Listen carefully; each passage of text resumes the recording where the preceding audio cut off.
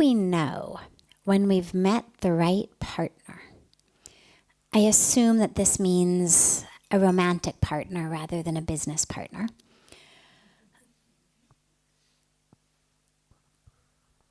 Unfortunately, there's no formula for it.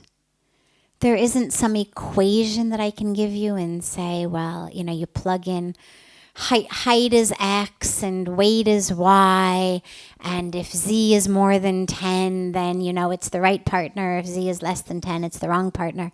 There's no equation like that. And the truth really is that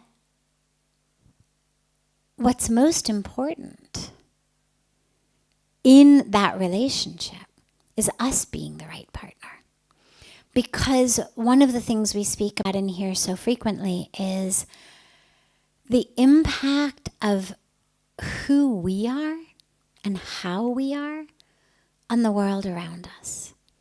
And that doesn't mean that there can't be really wrong situations, and no matter how right you are, the situation is just wrong. Someone who's abusive, physically, emotionally, mentally. Someone who clearly would rather, use drugs or be an alcoholic than be in a relationship.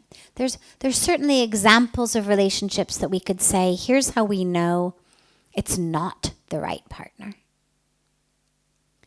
But barring those sorts of situations where someone just cannot be a partner, what's most important really is that we commit to each other and to ourselves that the relationship is going to be either part of our path or that it's going to be our path. Either way.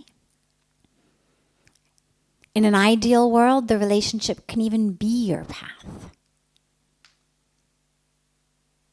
Also, in an ideal world, you could have a path separate from the relationship, but the relationship would support the path.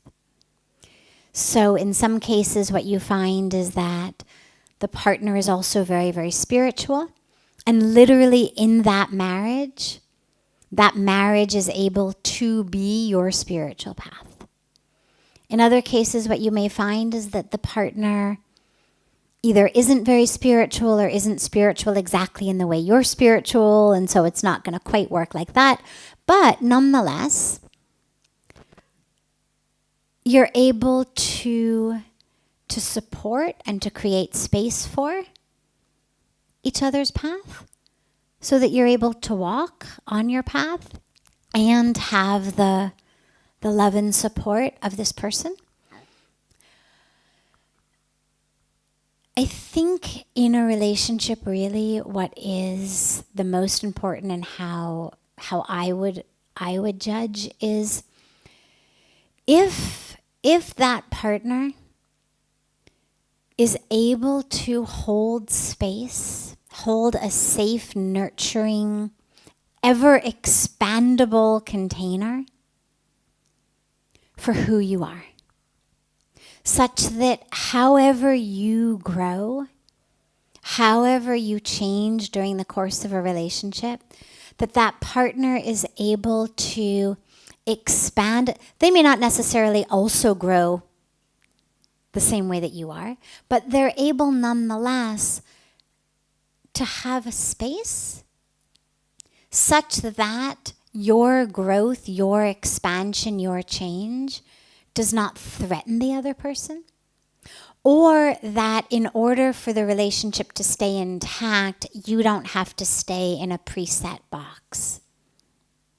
So it may be someone who isn't necessarily transforming or growing in the same way you are, but is so comfortable and grounded and connected themselves, so supportive of you, so unthreatened by your growth and expansion. I mean, it sounds crazy to even say that someone you'd be married to or in love with would be threatened by something that was so obviously good for you.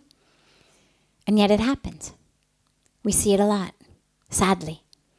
You get together at a particular part of your life. One is growing, blossoming, expanding, wanting to keep growing and blossoming and expanding. And that's threatening for the other. And they may not say it explicitly, but nonetheless, the energetic message that gets given is, stay in this box or our relationship is over. Stay in this box or I withdraw my love and support. And that would be a real clear sign to me that it's not the right partner. And of course, it's always hard to know in advance, but you do get sort of an energetic felt sense from someone of the way that they are able to hold space for you and be grounded and connected and comfortable enough themselves that who they are is not dependent on you. And so whether you grow and expand in this way, or you grow and expand in this way, or you don't grow or expand at all, anyway, it shouldn't be threatening to that person. It shouldn't be something that that person had their own happiness or peace hooked into. But rather that they were just able to be together with you in presence energetically. You grow, they grow. You know, like flowers or trees growing out of the same soil. You may not necessarily always grow at the same rate. One may have apples, one may have oranges.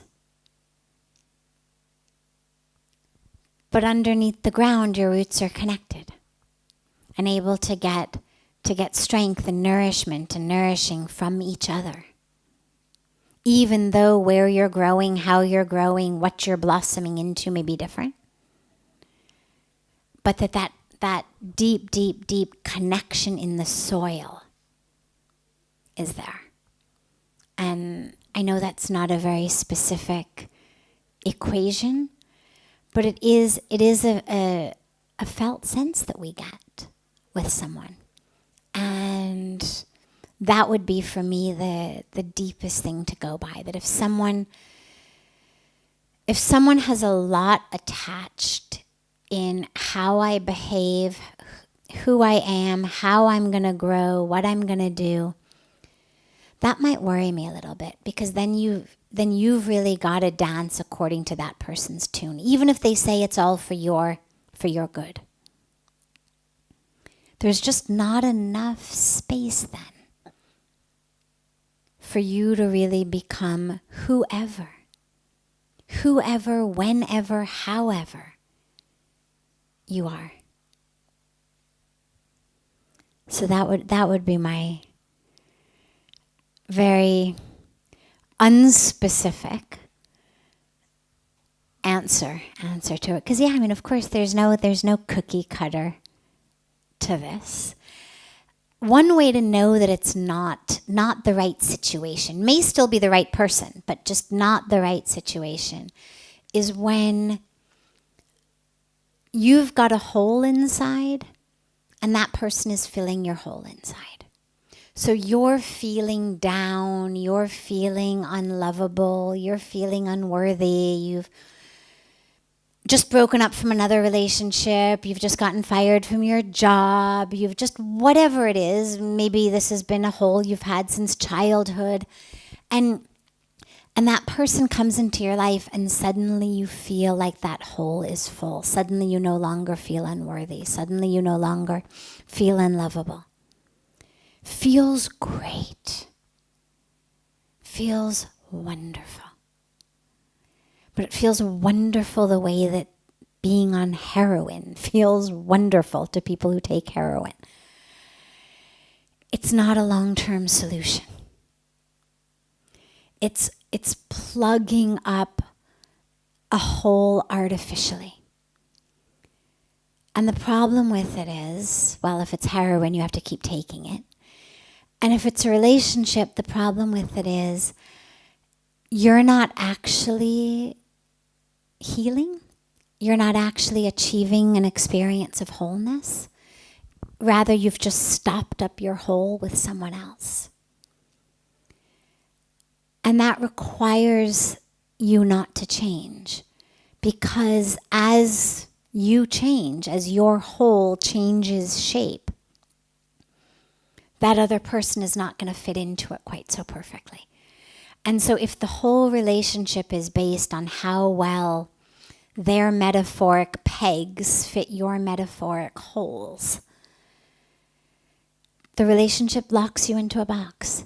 It locks you into a box of being full of holes and being needy. And that's not one that has the space for you to grow and transform and change. So this is where it's so important for us in our lives to not look for relationships to fill up our holes, but rather to move into a relationship as a full being. I don't mean a perfect being. If you wait till you're perfect, it'll never happen, I guarantee you. But at least a full being. Fully imperfect, divine and perfect at the core, but imperfect in my experience of my perfection, imperfect in how I relate to my perfection, imperfect in how aware I am of my perfection. So a fully imperfect being moving into a relationship with another fully imperfect being. But being committed, as I was saying before, to keep the roots connected while we nourish ourselves in that soil and grow.